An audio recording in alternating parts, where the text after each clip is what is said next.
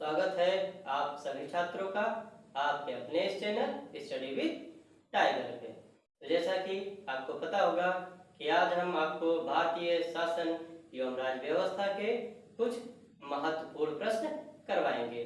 तो आइए क्रमशः देखते हैं भारतीय राज्य व्यवस्था के कुछ महत्वपूर्ण प्रश्न। सबसे पहला जो प्रश्न है वो बहुत ही इंपॉर्टेंट क्वेश्चन है आपका, इसको आप ट्रिपल स्टार कर लीजिए। क्वेश्चन जो आपका है वो ये है, निम्नलिखित में किनसे भारत में अंग्रेजी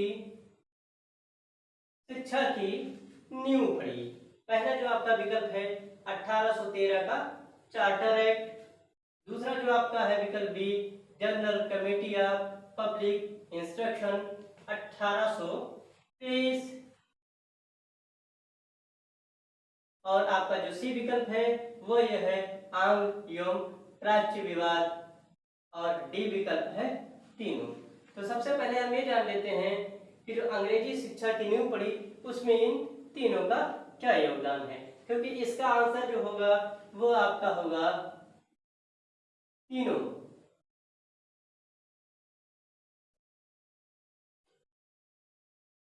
जब आप देखते हैं 1813 का चार्टर एक्ट, 1813 के चार्टर एक्ट में यह प्रावधान किया गया था कि भारतीय शिक्षा व्यवस्था को सुधारने के लिए प्रतिवर्ष 1 लाख रुपए दिए जाएंगे शासन की तरफ से।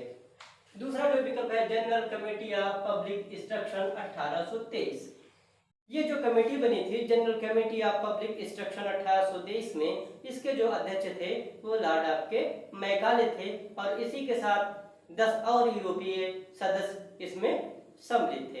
इस कमेटी का काम था कि एक बार शिक्षा का मूल्यांकन करने के बाद उसको 1 लाख रुपए और शिक्षा के विकास के लिए दिया जाना, इसलिए शिक्षा के विकास में general committee of public instruction का भी योगदान है।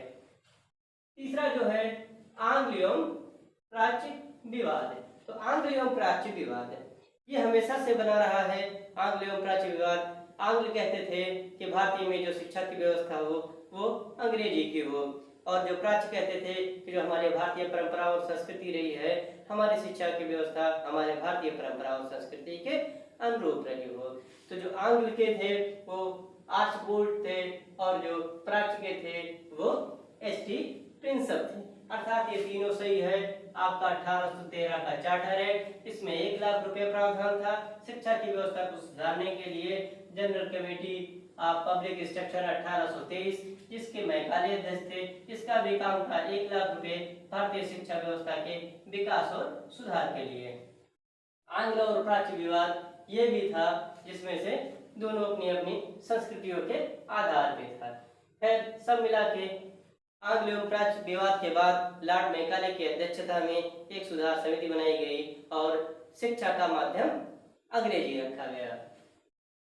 दूसरा जो है आपका चार्टर एक्ट 1813 का संबंध निम्न में से किन कथनों से है, विचार कीजिए। 1813 का एक्ट, इसने कंपनी के व्यापार के आधिपत्य को चाय और चीन को छोड़कर समाप्त कर दिया। दूसरा, इसने कंपनी द्वारा अधिकृत भारतीय राज्यों पर ब्रिटिश संप्रभुता को निश्चित किया। तीसरा, भारत का राजस्व अब ब्रिटिश के नियंत्रण में आ गया। ऐसे क्वेश्चनों को एलिमिनेट करने का एक जो सिंपल तरीका होता है, आइए हम आपको बताते हैं। पहला विकल्प देखिए कि जो 1813 का चार्टर एक्ट है वो क्या है कि व्यापार के अधिपत्य को चाय और चीन को छोड़कर समाप्त कर दिया गया था।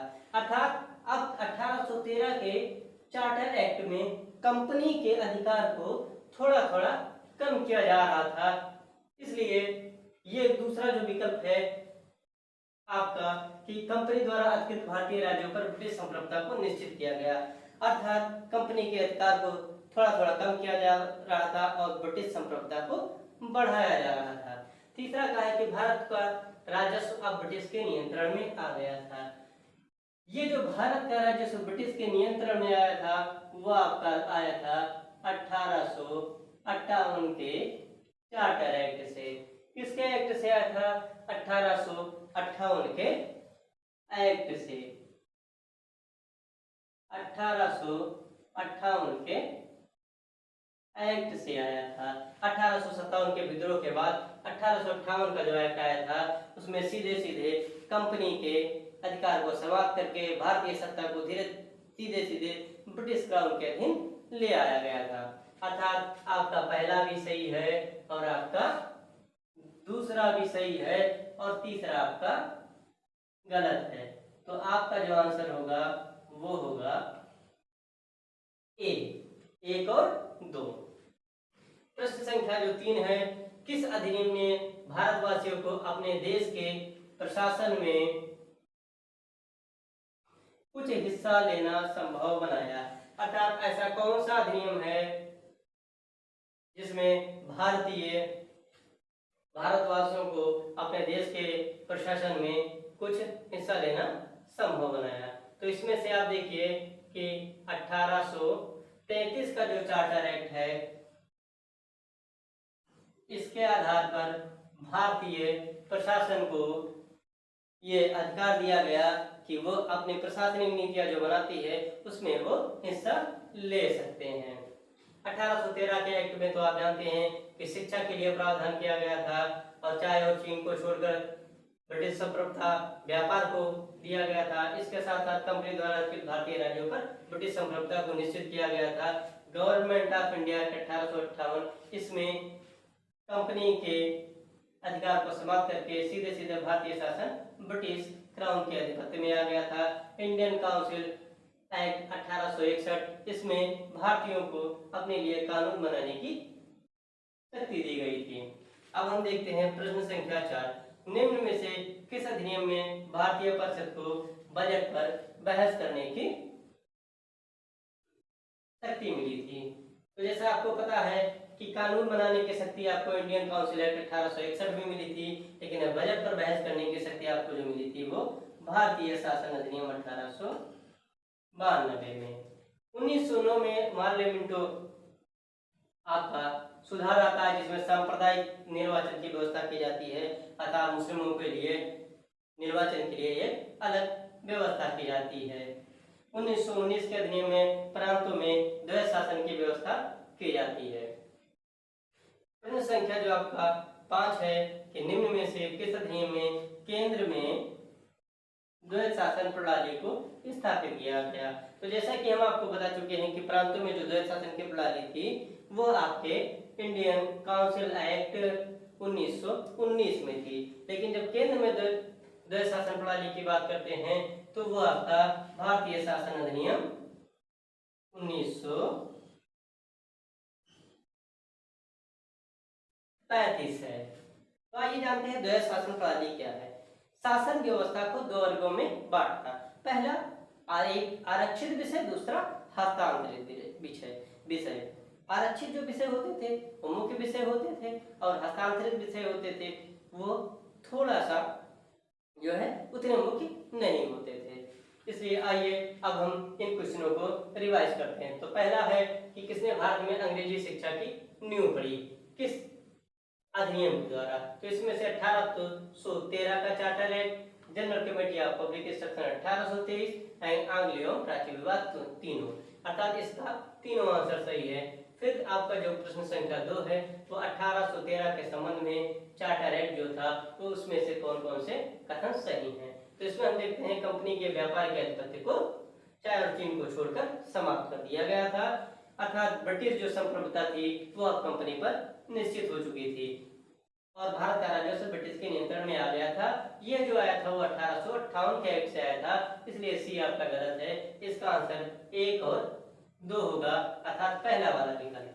तीसरा है किस अधिनियम ने भारतीय वासियों को अपने देश के प्रशासन में कुछ हिस्सा लेना संभव बनाया? तो ये जो आपका अधिनियम है चार्टर एक्ट 1833 में। 1813 के जो चार्टर एक्ट में आपको शिक्षा के लिए व्यवस्था की गई, चाय और चीन को छोड़कर कंपनी के व्यापार को समाप्त किया गया। गवर्नमेंट ऑफ इंडिया के 1858 में सीधे सीधे अब जो भारतीय शासन व्यवस्था थी वो ब्रिटिश संसद के अधिकार क्षेत्र में थी। इंडियन काउंसिल एक्ट 1861 से भारतवासियों को कानून बनाने की शक्ति दी गई। अगला जो क्वेश्चन है, निम्न में से किस अधिनियम में भारतीय परिषद को बजट पर बहस करने की शक्ति मिली? तो 1892 का जो आपका भारतीय परिषद अधिनियम है, इस अधिनियम के द्वारा भारतवासियों को बजट पर बहस करने की शक्ति मिली, लेकिन मताधिकार नहीं था। इस अधिनियम की एक और खासियत थी कि बजट पर बहस करने की तो शक्ति थी, लेकिन मताधिकार की शक्ति नहीं थी। 1909 में पार्लियामेंट सुधार आया था, जिसमें सांप्रदायिक निर्वाचन को अनिवार्य बना दिया गया था और मुस्लिमों के लिए एक अलग निर्वाचन क्षेत्र बनाया गया था, अर्थात मुस्लिमों के लिए निर्वाचन आरक्षित कर दिया गया था। 1919 के अधिनियम में आपको पता है कि प्रांतों में द्वैध शासन की व्यवस्था कर दी गई थी। पांचवा जो है, निम्न में से किस अधिनियम में केंद्र में द्वैध शासन प्रणाली को स्थापित किया गया था? तो जैसा कि हम पढ़ चुके हैं कि प्रांतों में जो द्वैध शासन प्रणाली थी, डायरेक्ट सिस्टम था, वो 1919 के अधिनियम से स्थापित हुआ था। लेकिन जब यही हम केंद्र में डायरेक्ट सिस्टम की बात करते हैं, द्वैध शासन प्रणाली की, तो ये आपका 1935 के अधिनियम से है। डायरेक्ट सिस्टम का मतलब होता है कि प्रशासनिक विषयों को दो भागों में बांट दिया गया, आरक्षित और हस्तांतरित, इन दो भागों में बांट दिया गया। तो जैसा कि हम देखते हैं कि भारतीय राज्य व्यवस्था और शासन के कुछ जो महत्वपूर्ण प्रश्न हैं, वे हम आपको करा चुके हैं। ये जितने भी 5 क्वेश्चन हैं, वो आपके लिए बहुत ही महत्वपूर्ण हैं। इन क्वेश्चनों को आप रिवाइज करिए और पढ़िए, जिसमें से प्रश्न संख्या 1 और प्रश्न संख्या 2 ये बहुत ही ज्यादा महत्वपूर्ण है। तो आइए, आज की क्लास से हमारी यही खत्म होती है। जैसा कि आप लोग एक जानते हैं कि आपका ये जो चैनल है स्टडी विद टाइगर, ये आपके अपने परिवार की तरीके से है, इसलिए ज़्यादा से ज़्यादा इससे जुड़िए, इसको सब्सक्राइब करिए, लाइक करिए और शेयर करिए, क्योंकि बहुत ही मेहनत से क्वेश्चन को कंपाइल किया जाता है और फिर उस क्वेश्चन को कंपाइल करने के बाद उस पर लेक्चर दिया जाता है। तो अगर ये लगता है कि ये प्रश्न आपके लिए महत्वपूर्ण है, तो कृपया सब्सक्राइब जरूर करें, ताकि सब्सक्राइब करने से हमारे चैनल की नोटिफिकेशन आपको समय समय पर मिलती रहेगी। तो अब हम ये लेक्चर आपका ख़त्म करते हैं, मिलते हैं कल के दिन के लेक्चर पे। जय हिंद, जय भारत। ऑल द बेस्ट, मेहनत करिए, खूब पढ़िए।